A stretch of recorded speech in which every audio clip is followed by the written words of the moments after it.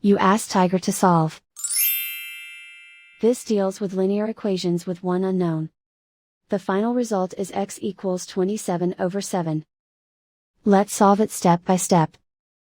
Simplify the expression. Simplify the arithmetic. Group all constants on the right side of the equation. Subtract 30 from both sides. Simplify the arithmetic.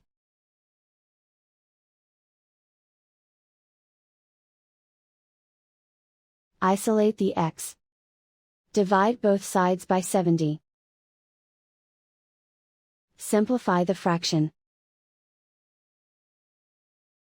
Find the greatest common factor of the numerator and denominator.